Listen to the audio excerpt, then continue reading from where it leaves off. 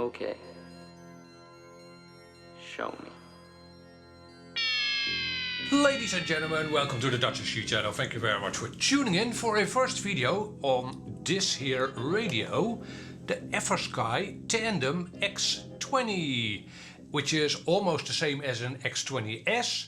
And I'll be doing a couple of videos on this radio. In my presentation, the show and tell, my initial review of the radio, I'll tell you what the difference between the X20 and the X20S is. In this video, however, we're gonna have a look at the inners of this radio, of the inside of this radio. I had initially intended to do a show and tell first, but I have to open up the radio anyway, so why not have a look in the radio together?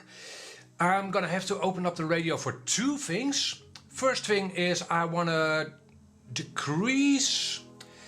lower the ratchet on my throttle stick. It's not horrible, by the way, but I want it to be a little bit less. And yeah, I could do that without taking off the back of the radio, but I also have to replace the internal battery. There's a little battery in the radio that keeps the time when the radio is switched off, like in a lot of appliances, and apparently that battery is no good. So we're gonna have to replace that, and that's it. Again, in other videos I'll tell you more about the radio and why I'm testing it and what its features are, what I think of it. We'll be reviewing it. I'll also do how-tos for different kinds of scenarios and for different kinds of receivers for this system, basically. But again, in this video we're gonna have a look at the inners. Alright, first of all, if you're gonna be working on your radio or on the back of the radio, be sure to support the gimbals a little, so you don't press down on your gimbals when the radio is upside down. And this piece of foam here is from the packaging of the radio, so that's, well, custom made. It'll rest over here and it'll be a strain relief for the gimbals. So be careful with your radio. Okie dokie, so first of all we're gonna take out the battery, and the battery doesn't come with this tape. I've put some tape on the battery so I can easily take it out of the radio. And then, well, it's connected with a balance connector to the radio, very simple. Just pull that out. There we go. Then we have 4 screws to contend with, only 4 screws, and you don't even have to take off these rubber grips to take the back off of the radio. So 4 Phillips head screws. And be a little bit careful, especially when reassembling the radio. You will be screwing into plastic, so don't strip them out, right? And maybe that's something that would have been better if you wouldn't have been screwing into plastic. Would have improved the build quality of the radio a little bit. I'm not sure what those are called, press nuts. If there had been metal press nuts, bushings, whatever, in the front casing of the radio. So again, you wouldn't be screwing into plastic, but well, it's not hard to be a little bit careful when reassembling your radio.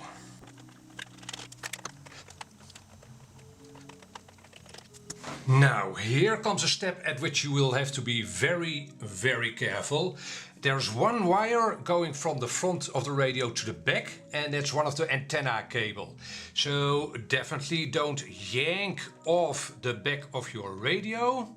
Also, you could displace the sliders at the sides of the radio.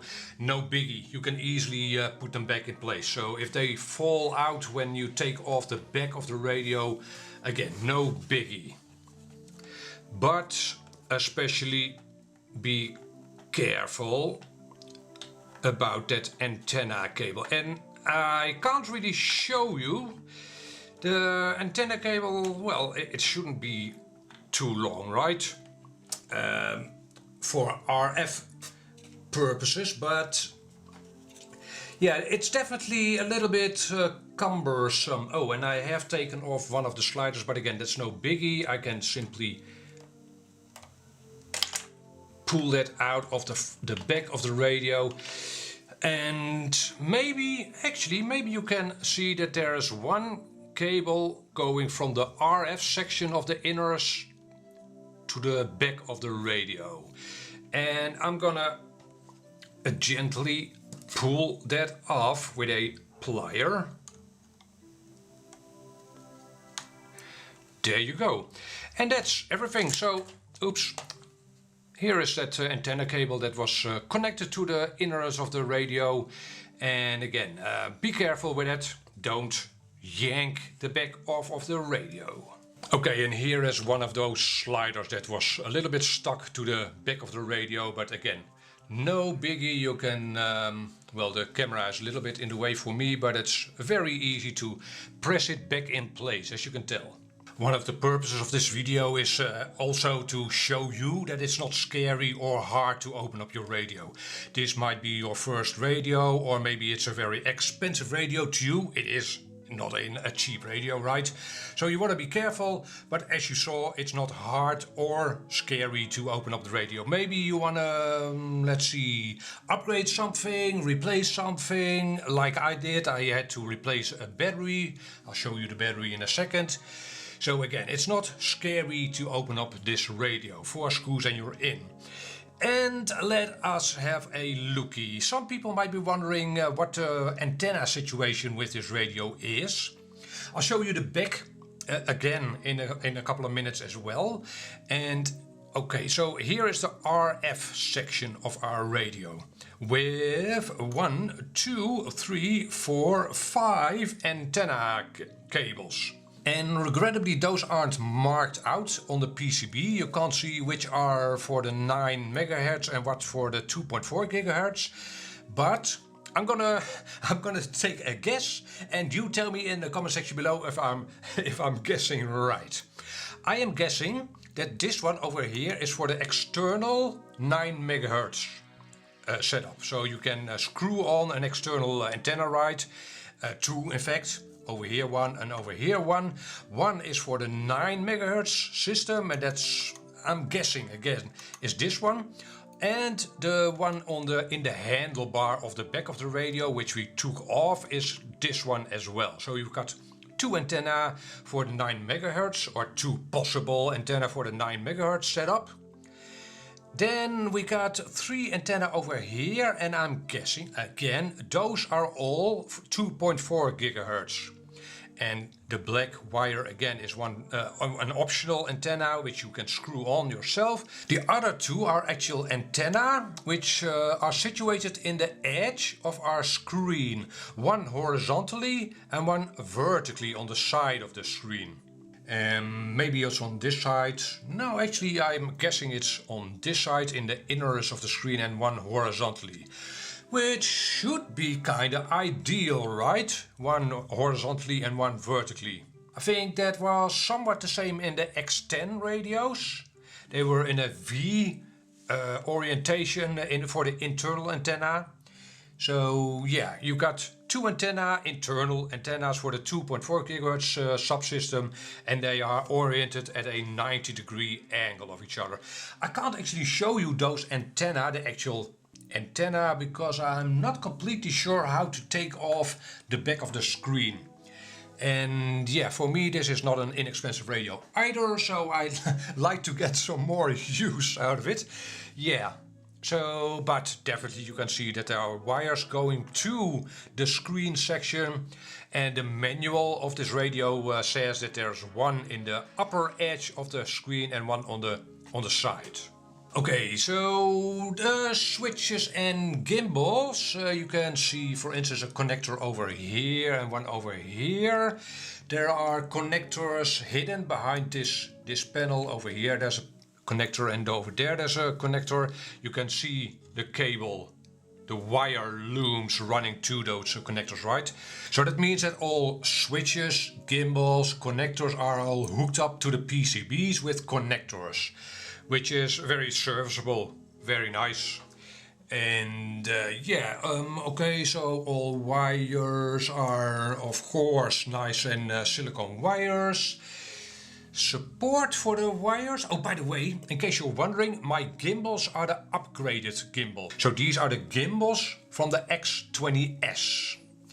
And the only real difference between my radio and the X20S would be a Bluetooth module. And I'm guessing that Bluetooth module would go over here. I'm wondering if I could upgrade my radio with that Bluetooth module. I'll ask FrSky if that's possible. In case, maybe I'll want to do that in the future. Okay, then the ratcheting of my throttle stick. So this is the throttle gimbal, and in my case, right, I have a Mode 2 radio. And if you want to change the ratcheting of your throttle stick, you'll have to tighten down this here screw or loosen it up. So the screw on the bar with the little indent in it, basically, that's a little finger on that bar, basically, that hooks on to gears. Should I call those gears? Anyway, that V works on a part of the gimbal that moves up and down at the rear of the gimbal. So loosen up this screw a little bit if you want to get rid of. Maybe you want to get rid of the ratcheting completely, then loosen it up a lot, this screw. I must say that it's already very loose. Yeah, that's a bit surprising. I can't even feel the screw tension. That's weird. So, yeah, that's a bit surprising. I would have guessed expected there to already be some tension on the screw, but there's not. So in that case I'll loosen up the top two screws a little. That's the only alternative I really have, right? So it seems very easy to increase the ratcheting, decreasing it not. Yeah, it does seem that I do now have a little bit less ratcheting. So I'll take off a little more tension on the top two screws. What's that like? Yeah, okay, that definitely works. That's okay, a little bit weird, but I had expected to have to loosen up the bottom screws, but no, you have to loosen up the top two screws to get rid of the ratcheting. And yeah, I'll experiment with that a little bit off screen. And you can actually get to these screws without taking off the back of the radio, as I mentioned in the beginning of the radio. So the battery, I'll turn the radio upside down. Okay, so again you are now looking at the radio upside down, right? So here is the screen and here's the RF section. Here are the antenna cables you've seen before. And over here you've got that battery. So I ran into an issue where the radio said RTC battery low. And again, that RTC battery is to keep date and time when the radio is off. And one thing you'll see if that battery is dead is that your radio will always start at the 1st of 2020, 1st of January 2020 probably, at 0.0 hours. So again, the radio will no longer be able to keep time, and it will also tell you every time you start up the radio. The radio will still work, so you don't really need to... Is that true? Yeah, you don't really need to replace the battery, but it's a nuisance. Yeah, so I did replace that battery without taking off any of the other components. It might be a little bit easier to take off the RF board and such, but yeah, then you'd have to take off all those boards. There's quite a lot of things you'll have to take off to get better access at that battery. I was able to just take it out with a plier. But one important tip, if you put a new battery in, do not use a metal plier. Right, because you'll be grabbing onto that battery, shortening it out. Yeah, so you might be destroying that battery while putting it into the radio, kind of defeating the purpose, right? I was able to put the battery in with a toothpick. So just take your time, it didn't take me more than a couple of minutes. It's not hard. And put in the left side, well, looking at the radio from the top, so this side of the battery first. There are two little tabs in the battery holder that clip over the battery. So first press in the left side, then the right side, and it's not hard. So yeah, you'll be good. Again, don't use a metal plier or veneer caliper, what is this? Plier, whatever, to grab onto that fresh new battery. Now let's also have a final look at the back of our radio, and this here is the antenna cable that we dislodged from the logic board, the RF section of the inners. And this antenna cable goes into the mount for the handlebar. You see these 4 screws, right? Those are the mounts for the handlebar. This here handlebar. And that means that that antenna, which again I'm guessing is a 900 megahertz antenna, is in the handlebar of our radio. Which isn't a bad place, I guess. But do keep in mind that that antenna is oriented horizontally, so you'll have a good performance in front of you and probably behind you, even though it's a little bit less because you are blocking the signal. But the signal will be less to the left and to the right of yourself. So that might be something to keep in mind, especially if you're flying FPV and aren't always aware where you are flying in orientation to yourself, or relative to yourself, I should say. So yeah, but okay, that's something to keep in mind. And you can of course change that setup by using an external 900 MHz antenna, which you do have to supply yourself, by the way. So ladies and gentlemen, that was a quick look at the inners of the FrSky Tandem X20 and X20S. Maybe you were hoping that I take the radio apart further than this, but again, this is also for me an expensive radio, and I do want to use it a lot in the future. When, however, FrSky releases their HD version of this this tandem radio, I will probably end up ordering that one as well. So maybe by that time I want to take this radio apart further. So yeah, maybe you are left with questions by now. Hit me up a comment down below if you have any questions about this radio, the inners, whatever. Or additions, maybe I got everything wrong in this video. Be sure to let me know in the comment section below as well. For now, I want to thank you for watching. Catch you on the next video. Bye bye.